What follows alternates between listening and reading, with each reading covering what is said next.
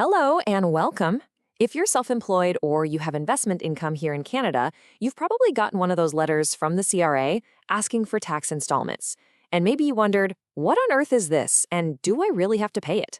Well, today we're going to demystify that entire process and turn that confusion into confidence. So, I've put together this explainer to give you a really clear academic look at the rules set out by the Canada Revenue Agency so you can navigate them like a professional. All right, let's dive in. Here's our roadmap. First, we'll cover why you even get these notices in the first place. Then, we'll nail down a super important term, net tax owing. After that, we'll look at the famous $3,000 rule. And then, the best part, the 3 different ways you can calculate your payments. And trust me, picking the right one is a game changer for your cash flow. So, let's start with the big question. Why is the CRA asking you for money in advance? It feels a bit weird, right?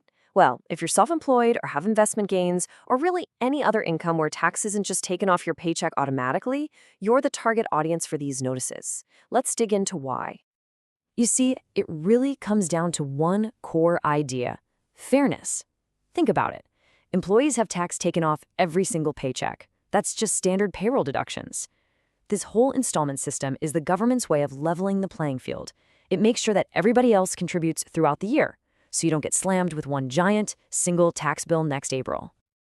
Okay, before we go any further, we have to stop and clarify 2 terms. This is absolutely crucial. They sound almost the same, but when it comes to installments, the difference between them is everything. Now, this is where a lot of people get tripped up. You've got tax payable. That's your big total tax bill for the year. But for our purposes today, forget that number. The only number you need to care about is your net tax owing. That's what's left after you subtract any tax that was already taken off at the source. This single number is the one that triggers everything else we're about to talk about. Okay, so now that we've got a handle on net tax owing, we can use it to answer the first big question. Are you even legally required to make these payments? And that brings us to a really important rule. So, are you required to make these payments? Luckily, the Canada Revenue Agency doesn't make you guess. They've got a very clear 2-part test to figure this out for you. And here it is. Pay very close attention to that word "and" right in the middle. It's not one or the other. Both of these things have to be true. Let's say you expect your net tax owing this year to be, just say, $2,500. Well, you're off the hook. It doesn't matter if you owed $10,000 last year. If your current year's estimate is under the line, you don't have to pay installments. And there it is, the magic number you need to burn into your brain, $3,000. Your net tax owing has to be over this amount in the current year and in at least one of the last 2 years. If you're always under that number, then hey, good news. The installment rules just don't apply to you. All right, so what if you're not so lucky? You've done the math and yep, you meet the $3,000 rule. What happens now? Well, the good news is the CRA doesn't box you into just one calculation. They actually give you 3 completely different options. And this is so important. Your job isn't to pick one at random. Your job is to be a bit of a detective. You have the legal right to calculate all 3 of these methods and then choose the one that gives you the lowest possible payment. This is huge, especially if your income bounces around from year to year. Okay, we've talked a lot of theory, but in taxation, theory only gets you so far. So let's make this real. We're going to walk through a case study for someone we'll call Jesse and see exactly how these 3 options play out in the real world. So here are Jesse's numbers. Let's take a look. For the current year, 2019, his net tax owing is $4,000. So check, that's over the $3,000 threshold. Now we look back. In 2018, it was $7,000, also over the threshold. Since he meets both conditions, Jesse definitely has to make installment payments. The question now is, how much? Let's start with alternative 1, the current year method. This one is probably the most straightforward. You just base your payments on what you think you're going to owe for this current year. So for Jesse, he estimates he'll owe $4,000 in 2019. You just take that, divide it by the 4 quarters in a year, and you get a quarterly payment of $1,000. Nice and simple. Okay, on to alternative 2, the prior year method. This one's even easier because you don't have to estimate anything. You just look at what your net tax owing was last year, and that's it.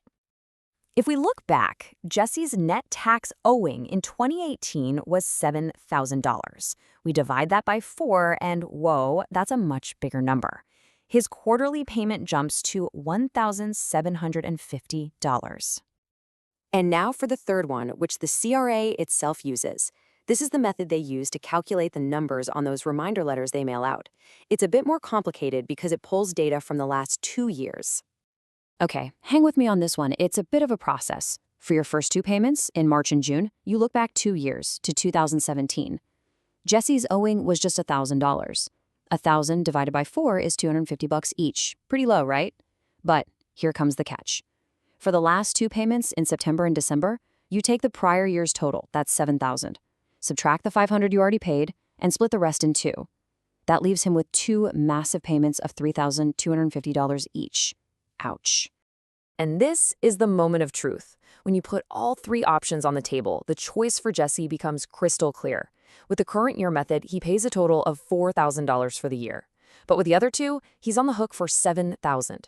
By just taking the time to do these calculations, he can legally choose the option that keeps an extra $3,000 in his pocket during the year. That is a huge deal for cash flow. And that really brings me to the main point of this whole explainer. Taxation isn't about gut feelings or what seems fair. It's a procedural discipline. You have to follow the rules step by step. And the rules say you can calculate all 3 of these options. By doing that, you can legally and ethically choose the path that is best for your own financial situation. So I hope this breakdown has given you the confidence to look at your own tax situation and make the best choice. At the end of the day, it's about being compliant, of course, but it's also about being smart. And smart compliance can make a world of difference to your finances. So the question is, which option will you choose this year? Thank you.